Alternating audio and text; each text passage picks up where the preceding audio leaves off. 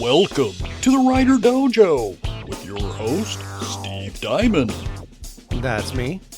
And Larry Correia. Amaze. Today's episode, Workshops and Prose. All right, everybody. Welcome back to the WriterDojo. Glad you're all back with us today. So, Larry, a little while ago, I don't know, a month or two ago from when we're recording this, there was a person, we'll say. I'm assuming they're a person. I don't want to assume. They might take offense at that. They might take offense. You know, maybe, I don't know. Maybe they identify as a sex-driven costume-wearing fox, for all I know. Pandemic. Yeah. They whatever. Yeah, I don't know. So. Anyway, they were giving you a little bit of crap about some of your writing. Yeah, and the exchange made me laugh, and you guys will see why, because it's the return of bad Twitter writing advice voice. Dun, dun, dun. But it actually inspired us to talk about two topics that are actually related. Mm-hmm. And it's all spun off of this one post because it made me laugh. It was so damn funny. All right. So, without further ado. So what it was I don't even know why I get attacked by morons all the time on the internet. You guys know that. And if you follow me on the internet at all, you know I am a fight picker. I am a compulsive fight picker. And really what it is as I'm working, like I'm sitting at my desk, I'm typing all day, I take breaks throughout the day. And what do I do to sharpen the saw? And we've talked about this before on the show, sharpening the saw. Every writer, you got to do something where, like, when you start dulling off, you got to, like, back up and do something to, like, re-engage your brain. What I do is I write stuff on the internet that I want to talk about, and then I get attacked inevitably by legions of morons.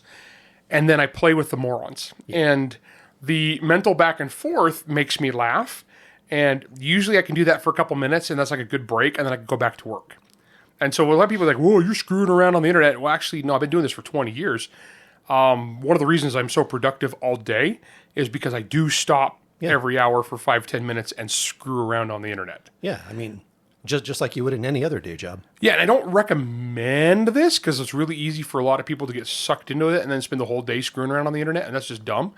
But I've got a lot of practice screwing around on the internet. So I was getting yelled at for some reason, and for and some point in time, somebody saying I suck. I always suck as a writer, you know. Yeah. You know how that is. And but like I hadn't won any awards, but you know, so Son of the Black Sword actually won a bunch of awards.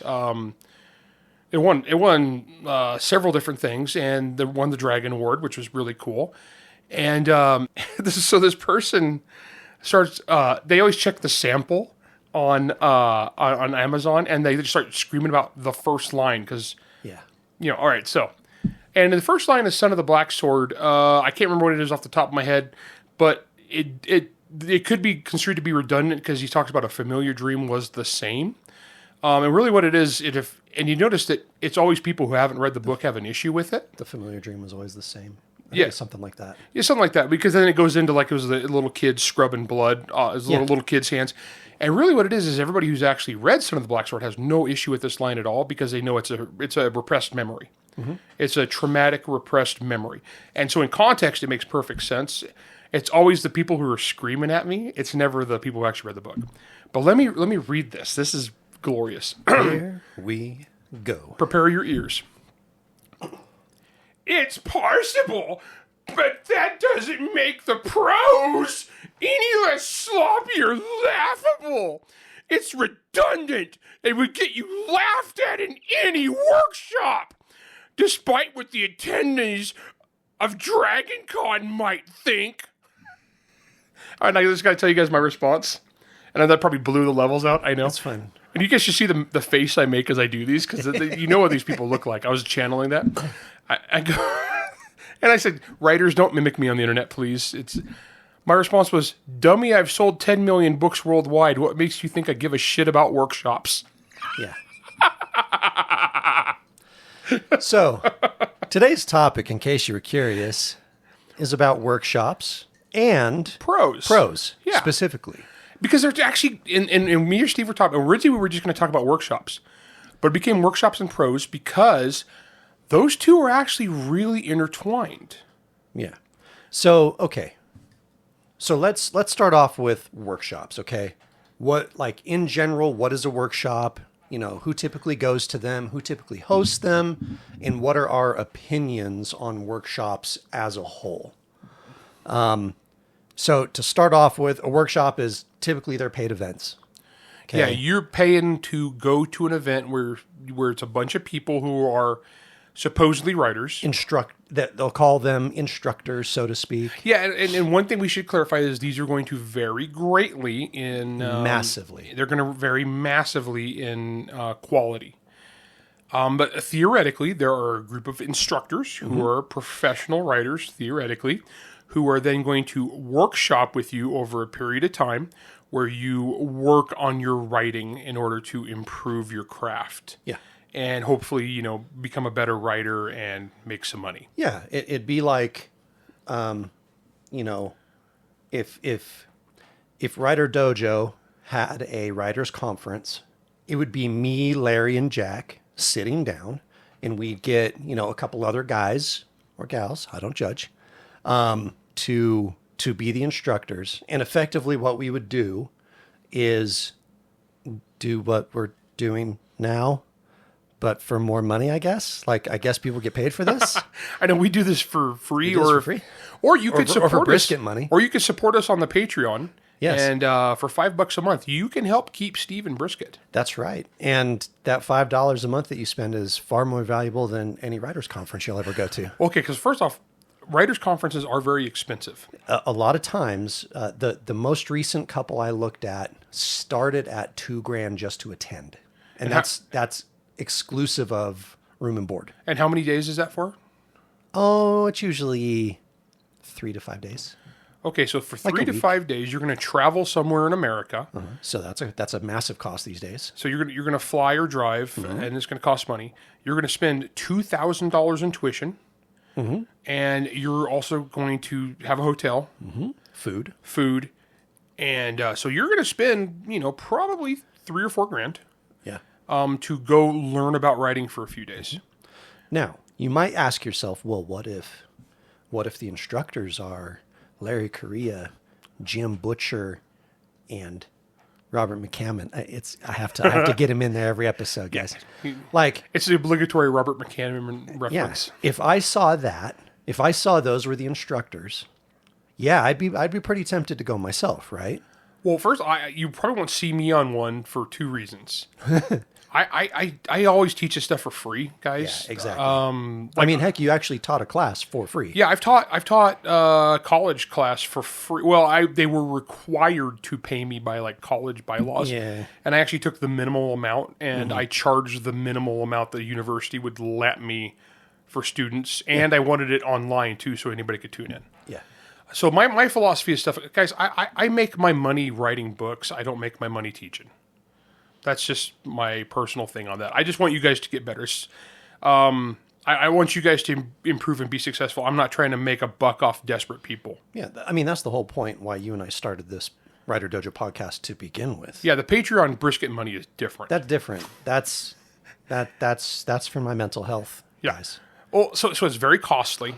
And also the second reason you wouldn't see me on there is I'm a political hot potato. Yeah. And the crowd of people that tends to go to writers' workshops tends to skew very lefty, philosophically a particular direction that I am not.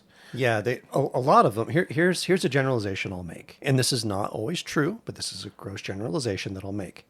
They tend to be more on the literary side, and the reason I say that is because they focus more on prose rather than anything else, and that's kind of where the second portion of our topic will end up coming into this conversation. Yeah. So, and the reason it is prose. We could tease this early is it's the easiest thing for people to critique quickly. Yeah. But it's also the most shallow and also not. It's probably the least important. Thing as far as being a good writer. Yeah.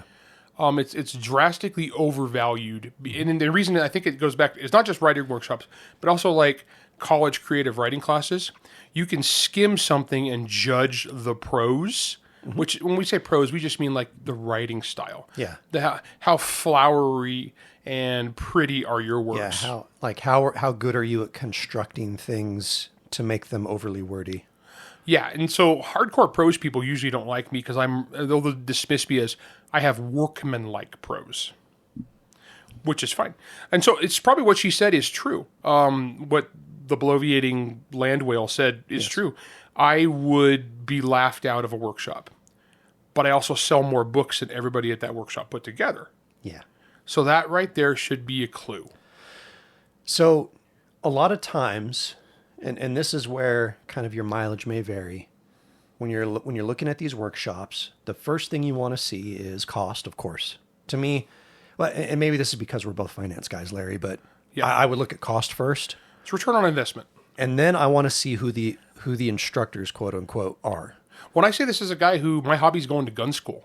Yes. Right? It's expensive. Same thing. I fly across America. I get a hotel. I get a rental car. I spend a ton of money on ammo and guns, and then I spend a bunch of money on instruction. Yeah. Well, but you before you even sign up, you're like, okay, who's teaching this class? Right. I'm only taking classes from people that I know I can learn something from. And they have a reputation that tells me I'm actually going to learn that. Now, here's another ugly factoid about writing workshops. A lot of times you'll have the big name writers, but the big name writer is just kind of there to be on the poster. And we both know of cases where there has been the big name writer who's basically, for them, they're just getting paid a lot of money to be there to stay at a nice hotel for a few days. And have conversations with people on occasion. And they schmooze. As far as like the actual, and then they'll probably give a talk. Yeah. But guys, for every writer you respect, if you go look on YouTube, odds are you can find us giving a talk. Yeah. For free. And it's probably the same talk. You know, or they have a podcast like this where they'll talk. We got 150 some odd episodes behind us where we just talk about literally any subject. And so once again, it's like return on your investment. I mean, I guess there is the networking angle, but in that case, it's like a really expensive convention. Super expensive. I mean, you can get roughly the same and sometimes even better experience by going to a local convention. I mean, shoot, we just came back from Writers Cantina. You know, there's a couple hundred people there. Yeah. All of which want to be writers or are already, gosh, those words together, writers.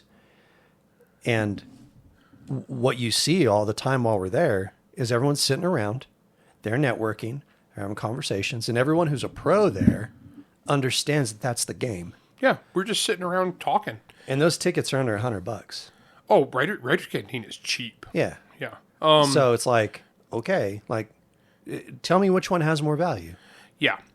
And so it's one of those, if you got a lot of money to spend and you want to go hang out with writers for a few days. Of course.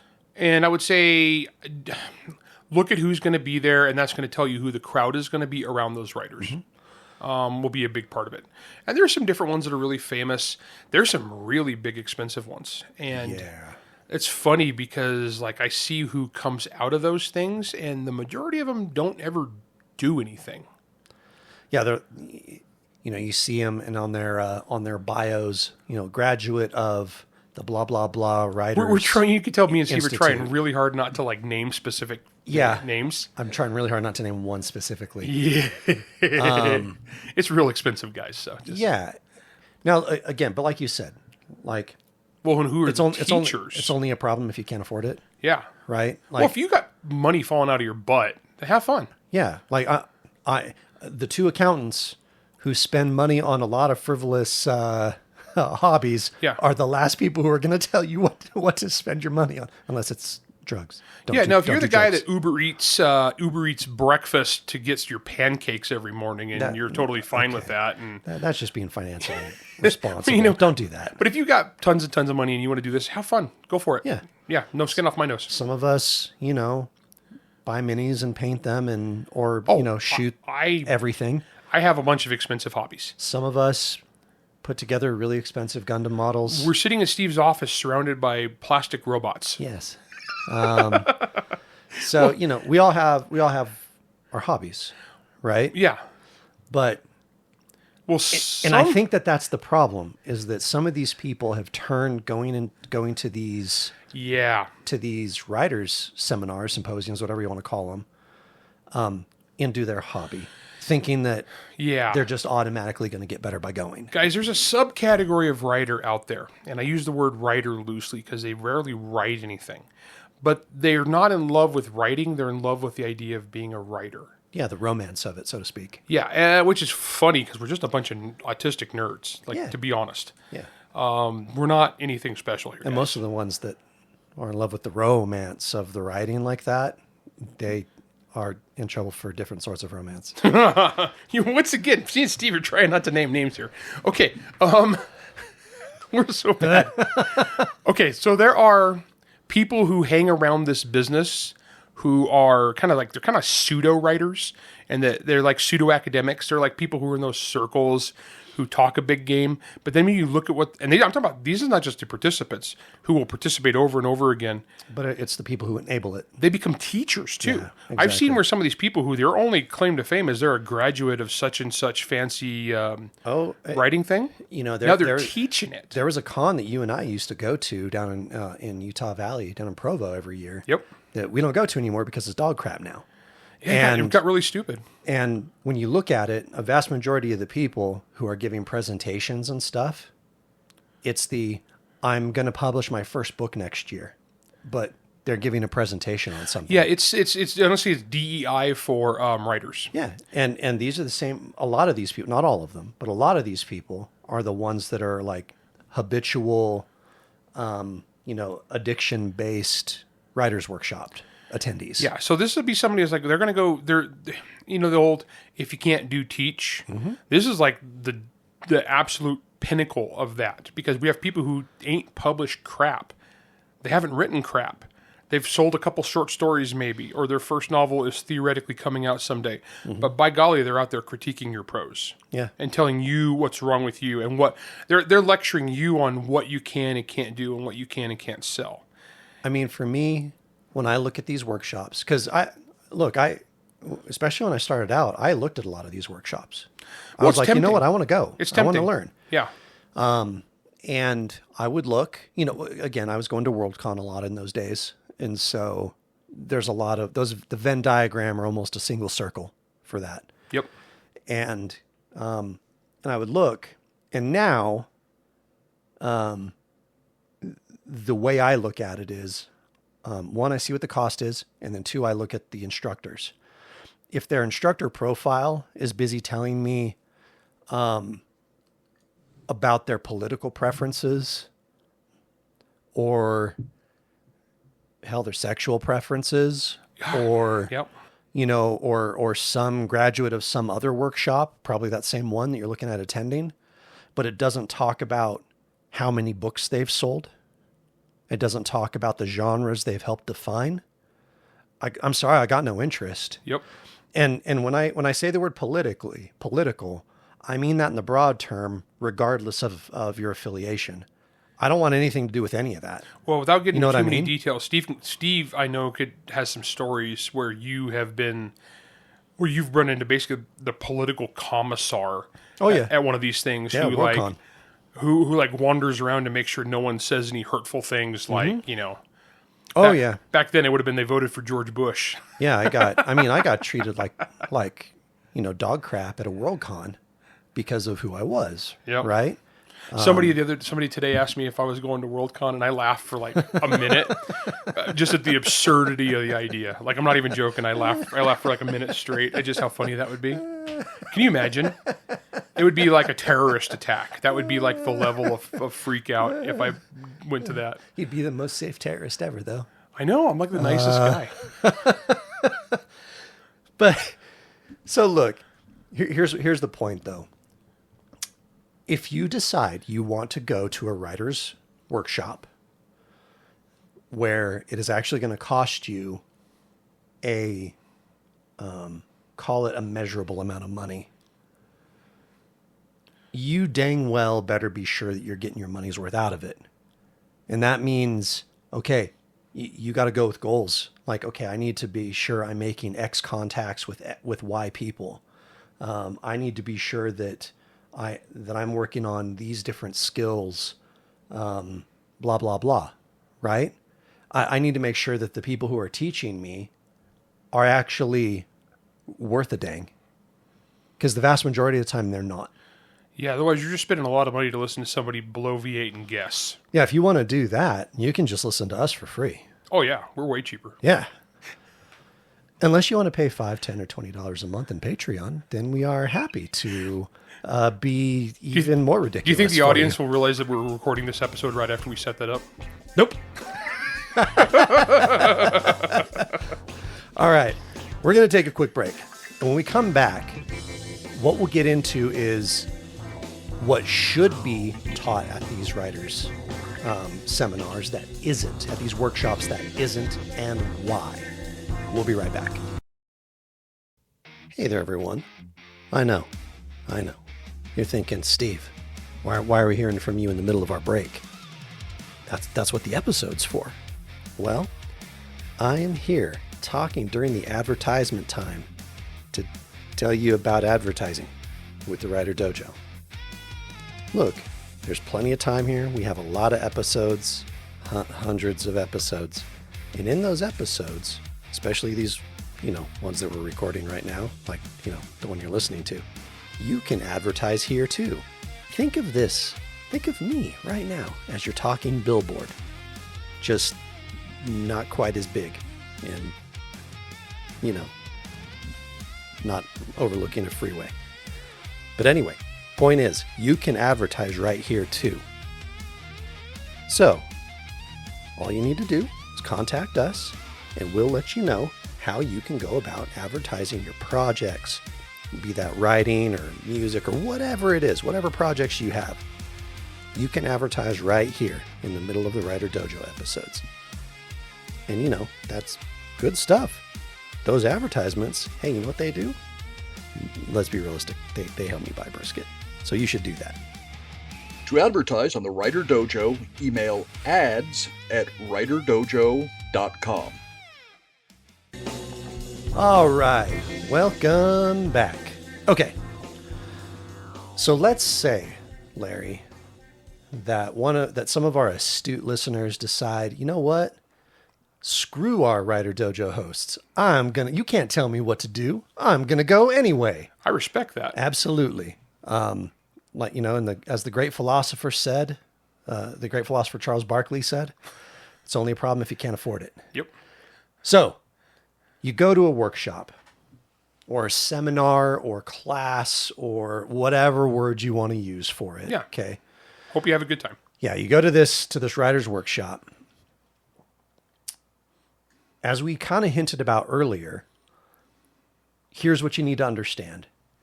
Pretty much the only thing they're going to critique about you is your prose style. Yeah, because prose is easy. That's right. It's obvious. But the thing is, prose is not necessarily...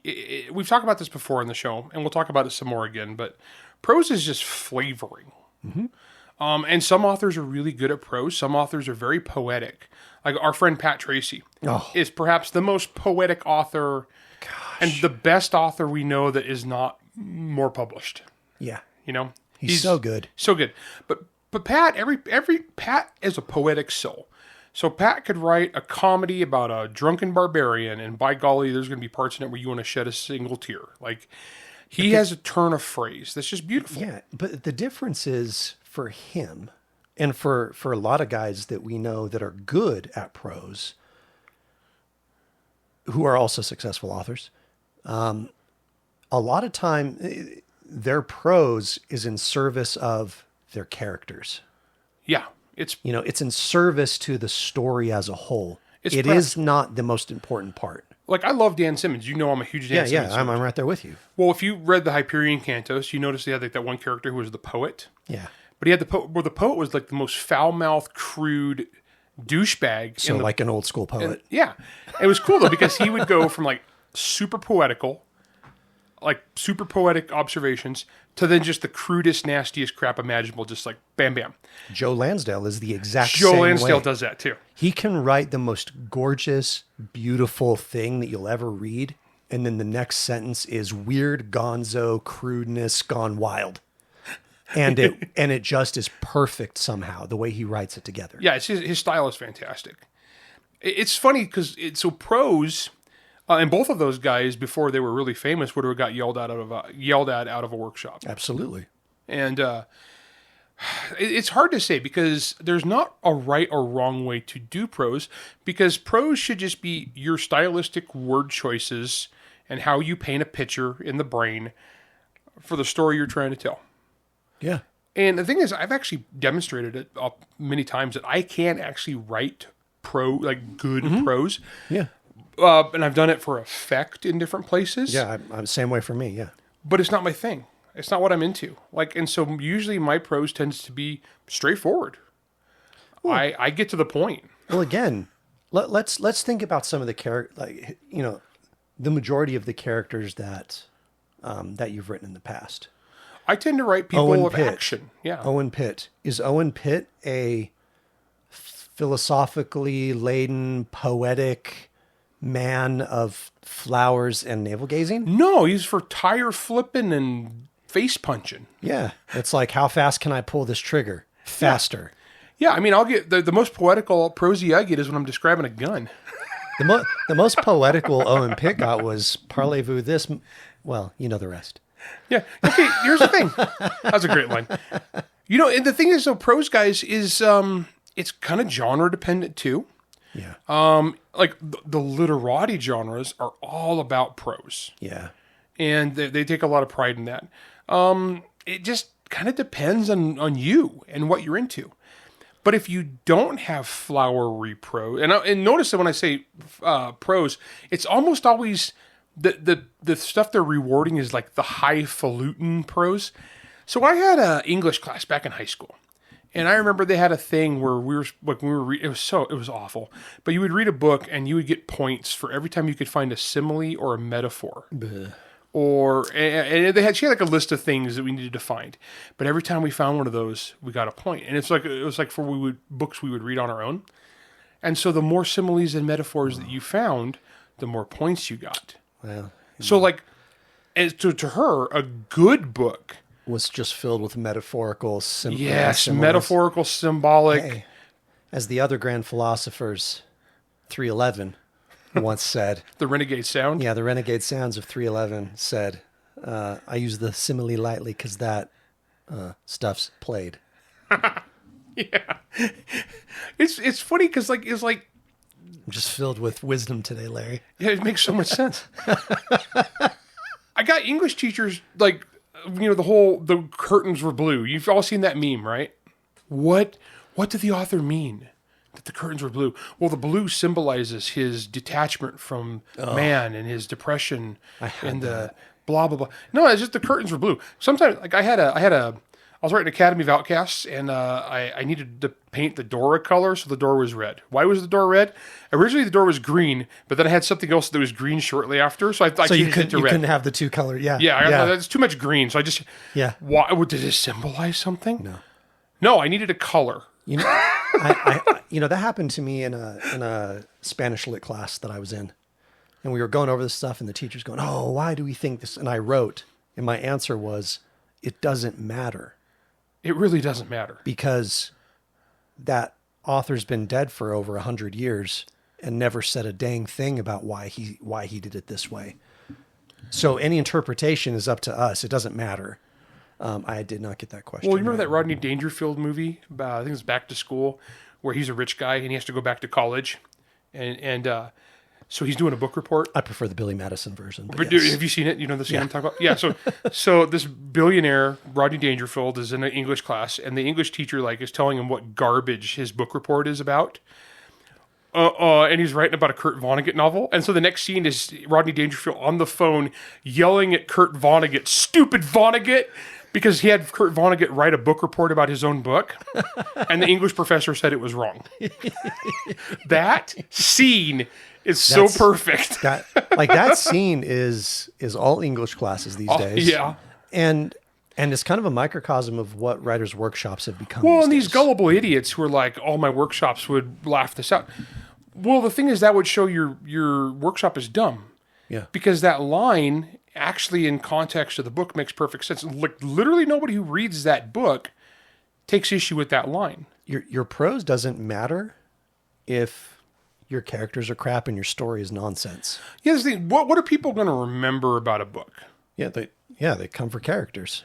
They come for characters. They come for story. They come for emotions. They come for fun. Yeah, there's a lot of books that I read that today now, because it's been so long and I've read so many books at this point, I honestly don't remember a lot of how the book went, but I remember how I felt. Yeah. And I remember going, that's awesome. Yeah, once you read a couple thousand books, your brain can't store them all anymore. Yeah. The good news is that if you go back and reread them and they still hold up, it's like a fresh book again. It's great. That's actually pretty cool. It's pretty great. No, so prose is just a delivery vehicle for this stuff. And it either improves it or it doesn't.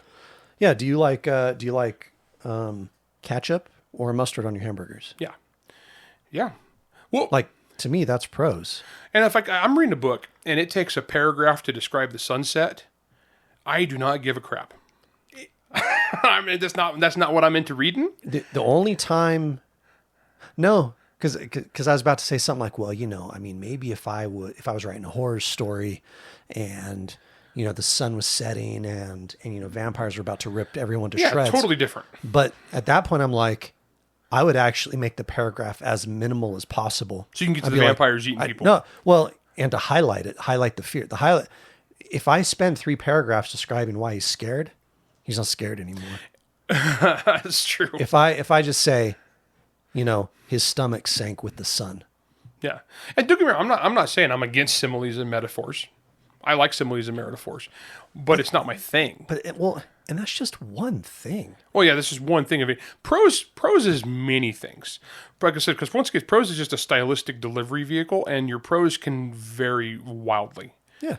Actually, there's kind of like reverse prose, I guess, because like I actually am really good at writing clipped, tough guy stuff. Yeah. I mean, that's kind of like what I built my career on. Yeah.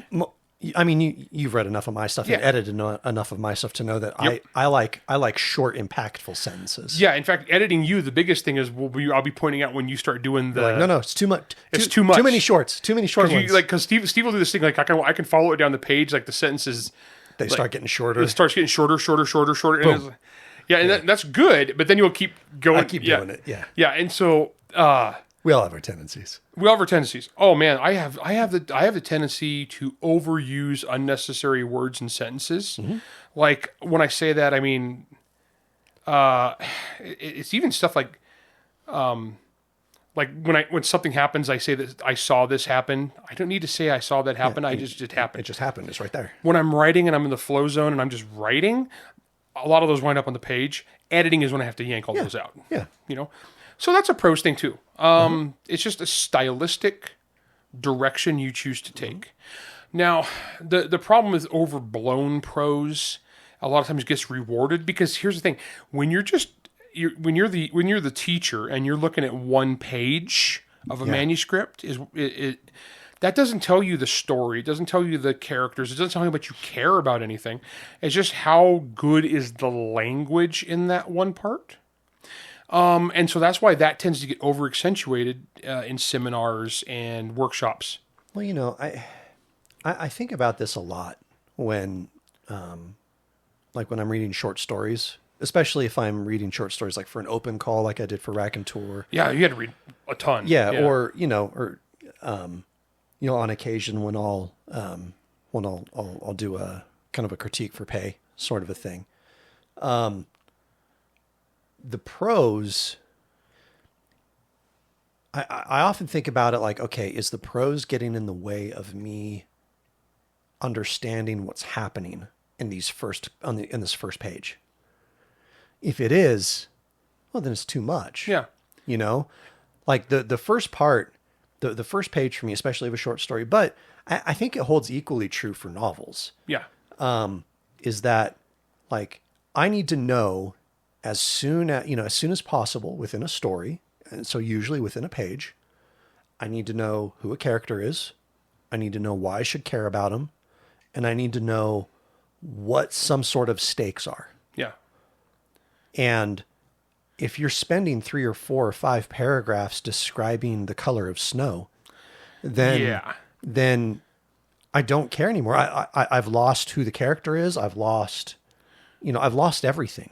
Some people, it comes naturally to them to write that way. And I think if that's the case, if it comes naturally to you as a writer to have that expansive, descriptive, allegorical symbolism, great. That's how you write. That's your flavor. That's good. For most people, if you have to force that, it feels so artificial. Yeah. Like I said, Pat, I don't think Pat could write anything that wasn't beautiful. No. That's Pat. Mm-hmm. That's just how Pat writes. No, even when he writes like horror depravity, it's written in a beautiful way. Yeah. Some people are just wired that way, that they naturally have that flow. Most of you aren't. So if you try to do that, you're going to sound awful. It's kind of like when a bad musician tries to cover a good musician. You know what I mean? It's the same vibe. It's grating, It makes your hackles stand up, right? And so you gotta get what's comfortable for you. Problem is, when you go to these workshops, what's comfortable for you, somebody like the Land Whale is going to look at that and go, "Ooh, that's This isn't." I was going to say an author. This isn't like so and so author who has sold 3 books. You know. I mean. Do you remember many years ago, we had this one psycho stalker who was like stalking writers around the internet? And I won't name him because the guy's a complete psychopath if he's still out there. But his thing was very literati. Like every line of dialogue had to be the most ponderous thing possible. Like every line was just similar. And so one time, this guy was harassing people in my blog comments. Oh, yeah. This guy. Under one of his like 15 different identities we learned to pick out. This guy, yeah. You know the one I'm talking about? Yeah, okay. I do. And so he was like demanding, well, what's the best line you've ever written? And then so some people were like, well, what's yours? And so he put up this line. It was like a paragraph long. It was like a run-on sentence from hell. And it was about how this guy saw dust motes floating in rays of light, like fish semen swimming in the ocean. It was so bizarre. And it was like this paragraph of just, it said nothing. It was like a paragraph describing dust motes, right? With fish semen? I don't know. I was so confused. And that was his best line ever. And I was like, you idiot. I go, my best line ever is the end, because that means I get to cash a check soon. Yeah. I mean, when I turn it in, I get more money, right? So the end is the best line. Yeah. Oh my gosh. Mine's, here's the story you asked for in an email. That's the best line I asked. That's the best line I write, right? Paid to the order. Here you go. Oh my gosh. No, so just avoid false pretension. See, and here's the other thing. Because there's a lot of people that have asked us over the years how you get better at writing prose. Then, because like you said earlier, like if you're forcing it, a lot of times it feels forced and it feels unnatural. It feels stilted. It just doesn't feel right. It feels awkward. Well, here's the secret. You just write more. Yeah. The more you write, the more you find your own voice, and eventually you're like, oh, you know what? I can say this one line. Like where earlier, your first book, you might have said the thing was green. Later on, you're like, oh, you talk about the greenness of it, how it reminded you of your wife's eyes. Yeah. You start embellishing a little bit, and that just starts coming naturally. Well, and it's stuff that makes sense in context to the story you're telling and what you're into. Exactly. Because everybody wants to be like, poetic and flowing, but if that's not your book, can you imagine if Tom Clancy had gotten super into prose writing? Well, first off, the techno thriller genre never would exist because people who read techno thrillers do not give a crap about that. No. So once again, genre specific. Okay, so like if you're writing a Western, you can get a little poetical about the campfire. You can get a little poetical about the open range and the dust and the sunrise, the sunrise and sunset, and your horse playing the harmonica. That's a genre that lends itself to a little bit of that. That gal's hair. Yeah. You can get a little poetical in a Western. It's like wet hay bales. Yeah, there you go. What?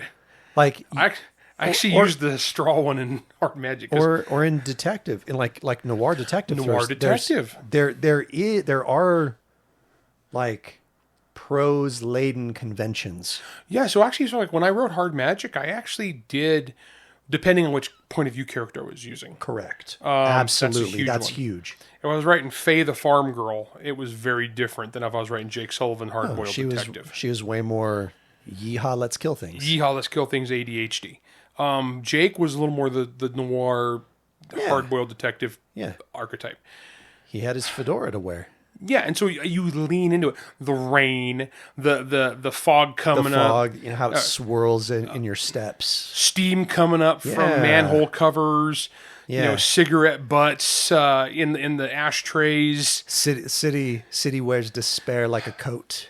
Yeah, you get your Rorschach on, and absolutely. look up from the filth, and it's like that genre lends itself to that style of prose. Which is funny too, though, because I bet a lot of these workshops, if you put that style of prose into something, they're going to hate it right off the gate. Oh, they would absolutely because they tend to like Hammett or Chandler. They like to their detriment. Most people like the perfumed, literati, angsty crap. You know? That's just like you said before. That's just one flavor. Yeah, that's just basic ketchup on a burger. When a burger can have 78 different toppings. Fried egg. Yeah, fantastic. Fried egg. Every time, dude. You and I know that. I love a fried egg on a burger. It's so good. If you add avocado with that, that's really good. Oh, yeah, that's pretty and some jalapenos. The yolk's got to be runny. Yeah. Absolutely. Me and Steve are burger We've done this. We've done this burger more than a few times. Yeah, so the prose thing, guys, don't overthink it. Don't try to write like somebody else. Don't try to satisfy somebody else unless they're paying you. Write like yourself. And be as prosy or non-prosy as you want. Now, the thing is, and again, you're still going to get yelled at. If you go to a workshop, you're going to get yelled at by these people. You're going to get yelled at online by the people who habitually attend these workshops. Oh yeah, like this person was yelling at me because what do the people at Dragon Con know? I was like, well, except for the fact that that's probably the biggest representation of fantasy readers alive. Yeah. I mean, so what do they know? And a lot of those people really like Larry's fiction, turns out. Yeah, go figure. I think I hold the record on Dragon Awards. Yeah.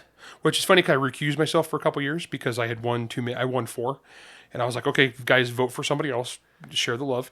And it was actually kind of funny. So Academy Outcast got nominated, and this time I'm actually pushing it because it's Athon's first one. Yeah. So and you're up against your old nemesis. We meet again, Jim Butcher. Jim Butcher. I said that I was like petting Faust. I was petting my puppy as I turned my chair around, and he's like on the laser table.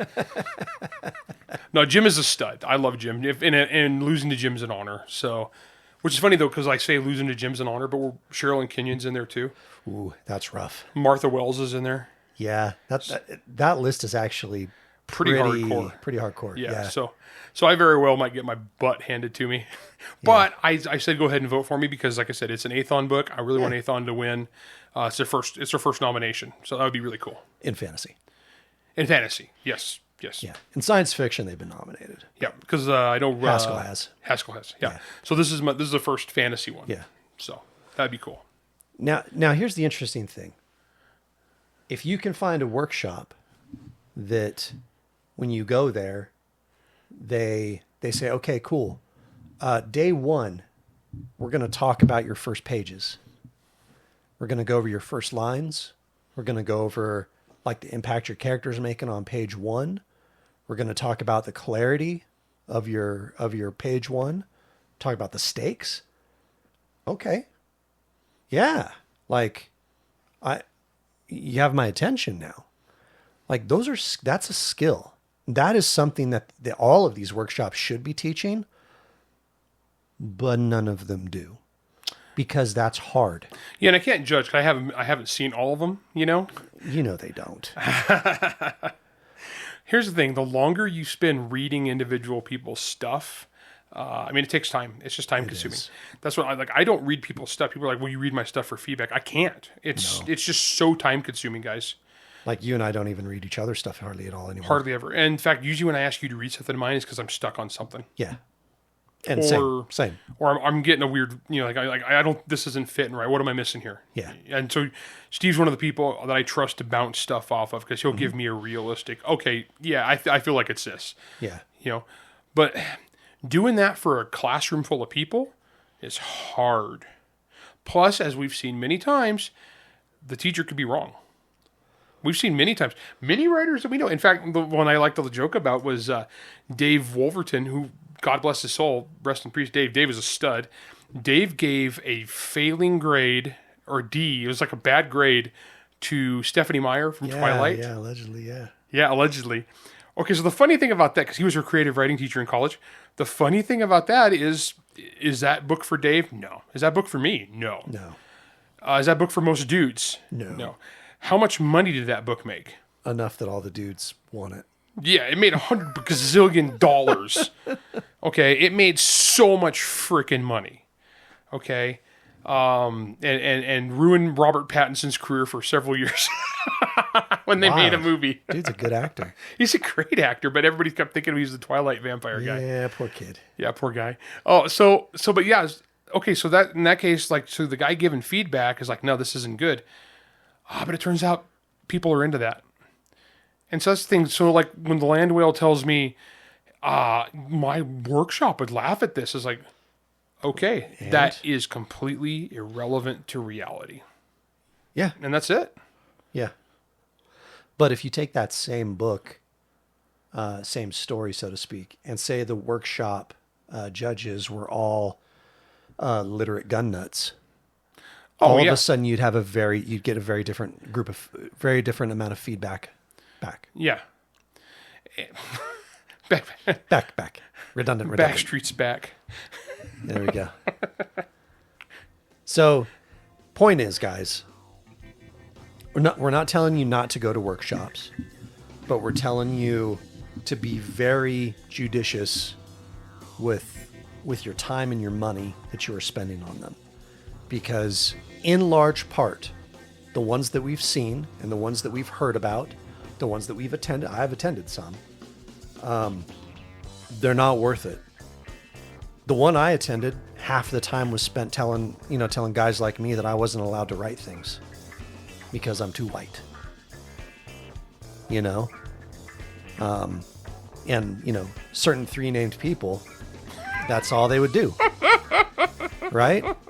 They spent an entire panel telling people that we aren't allowed to write things. We try so hard not to name specific people. You all know who I'm talking about. Well, sometimes it's like this. Just you have to name the devil. Yeah.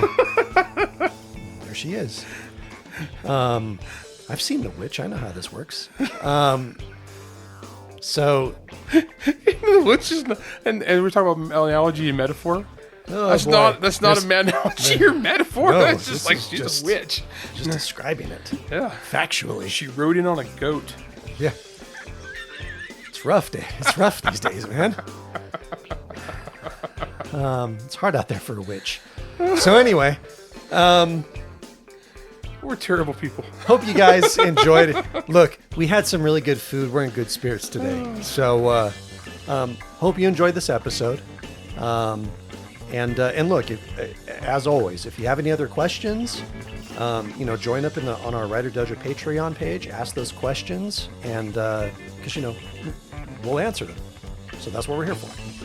So yeah, this is the WriterDojo. We'll see you on the next one. WriterDojo is Steve Diamond and Larry Correia. Produced by Jack Wilder and Bear and Hare Studios. Theme song, Word Mercenaries by Craig Nyberg. New episodes come out every Wednesday wherever you stream your content.